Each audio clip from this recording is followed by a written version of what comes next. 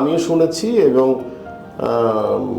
Say for example আমার fan club একটা আছে, এই ফ্যান ক্লাবের জন্য যে আমি ওমর সানি তা না, কিন্তু ডেফিনেটলি না। হ্যাঁ, তো আমার ফ্যান ক্লাবটা না আমার নিজের ভালোবাসার জন্য তৈরি করেছে। ওখানে প্রেসিডেন্ট আছে, ওমর সানি ফ্যান ক্লাবের সেক্রেটারি আছে, সবই আছে, অমুক তমুক। তুমি যতগুলি দেখবা এইসব বদমাইশি আইডিগুলি আছে, এগুলি সব ফেক। কারা ফেক করে? তোমার মতো মানুষ, আমার মতো মানুষেরাই কিন্তু ফেক করছে। ডেফিনেটলি 2 থেকে 3টা ছবি ঈদের হয়, আর আমার মনে হয় যে ঈদে 3 থেকে 4টা ছবি আসা। প্রিয় দর্শক, সবাইকে স্বাগত জানাচ্ছি আর কিছু সিরামিক্স নিবেদিত তানভীর তারিক শো।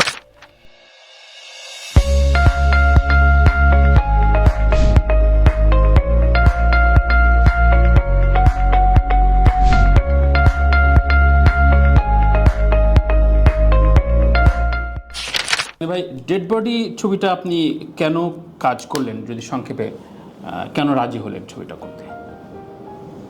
ডেড বডিটা আসলে ইকবালকে আমি প্রযোজক হিসাবে জানতাম, তার আগে আমি জানতাম আমার ফ্রেন্ড। হ্যাঁ, তো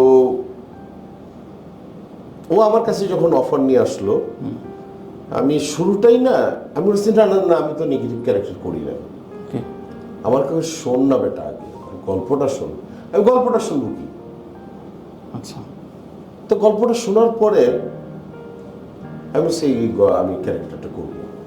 আচ্ছা, ক্যারেক্টারটা করার জন্য কি কি করতে হবে? চুলের এই স্টাইল করতে হবে, যদিও এই স্টাইলটা এখন আমার নেই। এখন এটা করতে হবে, এই ড্রেস করতে হবে, তারপরে যা যা করণীয় দরকার তা করতে হবে। আমি চিন্তা করলাম যে আচ্ছা, আমি তো প্রায় 160+ নাকি 170+, আমি এই মুহূর্তে মুখস্থ নাই আমার। এতগুলো ছবির মধ্যে কি এই ধরনের কি কোনো ক্যারেক্টার আমি করেছি?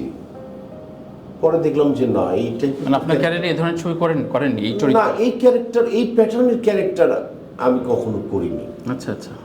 পরে চিন্তা করলাম যে না, আমার এটা যে অনেক বিশাল বাজেটের ছবি, বিশাল একজন পরিচালকের ছবি, বিশাল কোনো সাইড কাস্টিং এর ছবি, আমি কিন্তু এগুলি চিন্তাও করি না কখনো। গল্পটা ভালো লেগেছে আমার কাছে মনে হয়েছে এই গল্পটা কাজ করা যায়। যখন ওপেনিং হলো, আমি কিন্তু ইকবালকে প্রথম মাইকে আমি বলি যে ইকবাল, তুই ঈদে আসবি। ও, আপনি বলছেন? আমি বলছিলাম। তখন সে বললো যে হ্যাঁ, আমি ওয়াদা করছি তোকে ঈদে আসবে। আমি কিন্তু জানতাম না ঈদের কোন ছবি রিলিজ হবে, এটা আমার জানা নেই, কারণ আমি খুব একটা কানেক্টিভিটি নাই আমার। আমি একটু ব্যবসার দিকে একটু বিষয় একটু আসবো, কিন্তু আপনার ছবি ঈদে ছাড়া আপনি রিলিজ দিতে চাচ্ছিলেন না এরকম না। এখানে একটু কথা আছে, যেরকম আমার কাছে গল্পটা শোনার পরে মনে হয়েছে এটা একটা ঈদের ছবি হওয়া উচিত। আচ্ছা, সব ছবি ঈদের হবে এটা কিন্তু কিছু ছবি আছে এটা অহেতুক ঈদের ছবি রিলিজ করছে। কি ধরনের ছবি ঈদে আসা উচিত বলে আপনি মনে করেন? ঈদে হচ্ছে কি, ঈদের সবাই কিন্তু একটু হাসতে চায়, কাঁদতে চায়, খুশি হতে চায়, রক্ত গরমের বিষয়টা আসতে চায়, কিছু ডানে তার গার্লফ্রেন্ডের কথা মনে করতে চায়, তারপরে কিছু বন্ধুর কথা মনে করতে চায়। টি-20 ম্যাচের মতো, টি-20 ম্যাচের মতো লাইক এরকম হয়। যেরকম আমি আজকে একটি ছবির কথা বলি, যখন আমি ক্ষুধা নামে একটা ছবি করি গাজী মাজহারুল আনোয়ারের, তো উনি ছবিটা বিক্ষিপ্তভাবে করেছে, আমি আগামাথা কিছুই বুঝি নেই। আচ্ছা, গান করলাম, কি করলাম, জোড়া লাগাবার পরে আমি ডাবিং, কি রে এত আর্টিস্ট এতই, তা আমার বলতেছে শোন, আমাকে উনি জামাই বলতেন, কারণ মৌসুমীকে তার মেয়ে বানিয়েছিলেন, বড় মেয়ে। সে এসে বলতে শোন জামাই, তখন কিন্তু আমি ডিক্লেয়ার দিইনি, কিন্তু সে জানতো। আচ্ছা, হ্যাঁ, দেন আমাকে বললো এইটা ঈদের ছবি, এইটা ঈদের ছবি। সব ছবি, একটা ক্লাসিক্যাল ছবি ঈদের হতে পারে না। তার মানে আপনি সেই অনুযায়ী বলেছেন ডেড বডিটা ঈদের ছবি হওয়া উচিত। আমি মনে করি এই ধরনের ছবি ঈদে রিলিজ হলে আমার মনে হয় যে এটার হাইটটা বেড়ে যায়। কিন্তু সানি ভাই এর আগে ইকবাল ভাইয়েরই একটি ছবি পরবর্তীতে প্রিয়তমার কারণে তিনি পিছিয়ে যান, এবং এবারও ইকবাল ভাইয়ের সাথে দুবার আমরা কথা বলেছি, সে বলছে না এবার কনফার্ম ডেড বডি নিয়ে আসবো। আমি জানি না ও পিছাবে কি না আমি প্রশ্নটা সেটা না, প্রশ্ন হচ্ছে ধরেন হল সংখ্যা এত কম, তার ভেতরে বলা হচ্ছে আশাদ আদনানের এবং সাকিবের ছবিটা ম্যাক্সিমাম হল নিয়ে যাবে, 100% তাই হবে। তাতে হয়তো বা। হ্যাঁ, তাতে কি আপনি আপনার বা এই ডেড বডি ফ্যামিলি কোন রকম শঙ্কিত কিনা? আমি এখন না এত কিছু নিয়ে ভাবি না। আপনি কাজটা করেছেন, ভালো লেগেছে? আমি কাজটা করেছি, ঈদের রিলিজ হলে আমি খুশি, না হলে কিছু নিয়ে ভাবনার এত চিন্তার আমার কিছু নাই। আচ্ছা, আর আরেকটা জিনিস কারেকশন করে দিই, এবারে যে আমার দুইটা ছবি ডিক্লারেশন আছে, একটা ডেড বডি, একটা সোনার চল। রাইট। হ্যাঁ, সেটা বোধহয় তুমি মিস করে গেছো। কোনটা রিলিজ হবে জানি না, কিন্তু ডিক্লেয়ার আছে এই দুইটা ছবি, আর হলে ভালো। আচ্ছা, এবং আমার কাছে কেন জানি মনে হয় আজকের কনফিডেন্সটা ভালোই লাগলো। আমার মনে হয় যে রাজকুমারী আনডাউটলি ঈদের ছবি, একদমই ঈদের ছবি, শাকিব খান, এবং খুবই ক্লাসিক্যাল ছবি হয়েছে। আই থিঙ্ক আমি গানের কিছু অংশ দেখেছি, আমি চিন্তা চেতনা সবই ভালো হবে ডেফিনেটলি। ওইটার সাথে সাথে আমার মনে হয় ডেড বডিটাও ঈদের ছবি, একটা ছবি তার ঈদের হয় না, অবশ্যই ডেফিনেটলি 2 থেকে 3টা ছবি ঈদের হয়। আর আমার মনে হয় যে ঈদে 3 থেকে 4টা ছবি আসা উচিত। আপনি এখন নিজস্ব ব্যবসায় ব্যস্ত, আপনার রেস্টুরেন্ট বিজনেস সহ অন্যান্য অনেক ব্যবসা নিয়ে জড়িত, বছরে কি এখন একটা দুটো এভাবেই ছবি করবেন বলে আপনি? আমি সকালটা যখন হয় না, হ্যাঁ, তখন একটা ভালো ছবির জন্য অপেক্ষা করি। আমি দুপুরটা যখন হয় তখন মনে করি যে না, একটু 4টা ডাল ভাত খেয়ে নিই।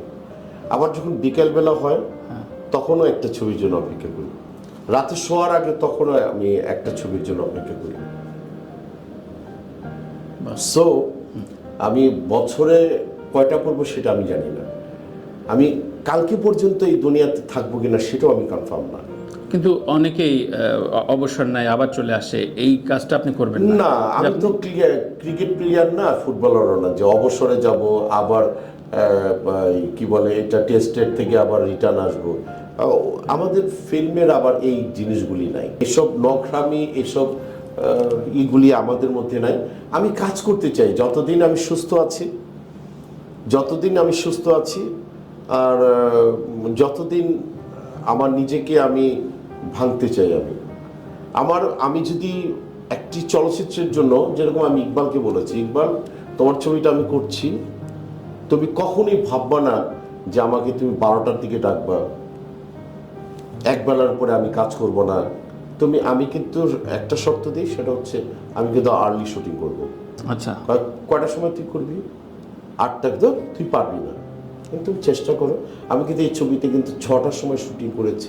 সেট থেকেছেন? ইয়েস, সাড়ে 8টার সময় শুটিং করেছি, 7টার সময় শুটিং করেছি। আচ্ছা, খালি একটাই ডিমান্ড করেছি 1:30 বাজলে যে ভাই একটু খাবার আসছে কিনা, একটু খাবারটা খেয়ে বা আসছি। আর 1 ঘন্টা করে আমি যেখানে যাই না কেন হাঁটি। সানি ভাই, এখন যেটা হয়েছে যে ফেসবুক বা বিভিন্ন সমাজ মাধ্যমের কল্যাণে প্রচুর বিরাজমান হয়, এটা অনেকে বিব্রত হয়।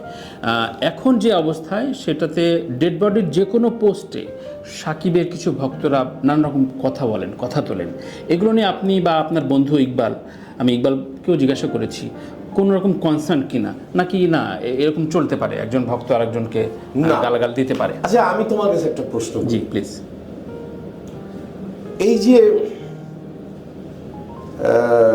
মানে আমার ফেসবুকে জি 5000+ আছে।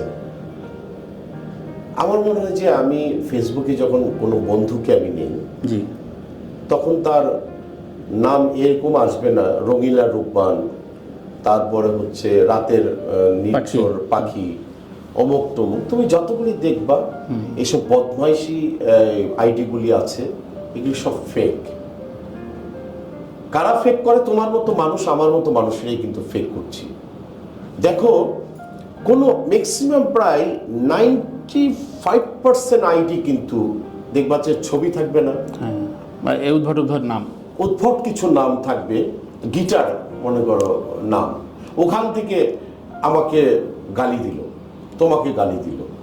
আরেকটা কোত্থেকে, মানে এই যে দেখো সুচিত্রার রং কথা, আইডির নাম কি হলো, আমি অমুকের ভক্ত। এগুলি কিছু দেখো পলিটিক্স আগে যেরকম রাস্তাঘাটে হতো, এটা একটা নোংরামি কিনা? হ্যাঁ 100% নোংরামি। আবার কিছু কিছু পোস্ট যারা করে এরা ছবি না দেখেই করে, এদের কাজটাই হচ্ছে ওই আইডিটা তৈরি করে কিছু পয়সা কামাই করবে। অনন্ত জলিল ভাই এই সিটে এসেই কয়েকদিন আগে বলে গেলেন যে আমাদের ভেতরেই কয়েকজন তারকা টাকা দিয়ে পোষেন, এবং এটার আমার কাছে প্রমাণ আছে, কারণ তারা এক পক্ষবার আমার কাছে এসেছিলেন যে আমাকে তার কাছে টাকা চেয়েছিলেন, যে টাকা এত অ্যামাউন্ট দিলে আপনার পক্ষে হয়ে সে লড়বে। তো এটা আমি শুনেছি, এটা আমি অনন্ত জলিলের সাথে আমিও একমত, এটা আমিও শুনেছি। এবং সে ফর এক্সাম্পল আমার ফ্যান ক্লাব একটা আছে, এই ফ্যান ক্লাবের জন্য যে আমি ওমর সানি তা না, কিন্তু ডেফিনেটলি না। হ্যাঁ, তো আমার ফ্যান ক্লাবটা না আমার নিজের ভালোবাসার জন্য তৈরি করেছি। ওখানে প্রেসিডেন্ট আছে, ওমর সানি ফ্যান ক্লাবের সেক্রেটারি আছে, সবই আছে।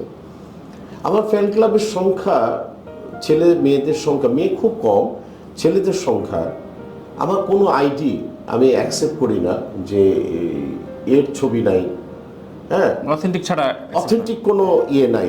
এই যে পাল পোষ করে যে মানে পালা, কয়েকদিন আগেও আমাকে এক জায়গার থেকে বলেছে যে ভাইয়া আমরা আপনার তো অনেক দিন পরে আপনাকে বেস করে একটা পোস্টার হয়েছে, এইটা দিয়ে একটু প্লিজ আমাদের দিকে একটু দেখেন। ঠিক আচ্ছা, আমি না প্রথম, কারণ আমি এত ব্যস্ত ওদিক দিয়ে ফিল্মের একটু ব্যস্ততার চিন্তা ভাবনা একটু অ্যালুভ আছে।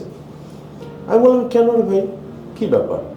তো এই যে নোংরামিগুলি আছে, একটা কথা মনে রাখবা, এক কথায় শেষ করে দিই ভাই, সেটা হচ্ছে আমাদের নবীজিকে প্রশ্ন করা হয়েছিল যে 1400 হিজরির পরে উনি এই অবকাঠামোটা 1400 হিজরি পর্যন্ত বলেছিলেন, কিছু না কিছু 1400 হিজরির পরে আপনি হুজুর কিছু বলেন নাই, বলেন যে আমি জানি কিন্তু আমি বলতে পারবো না, আমি বলবো না।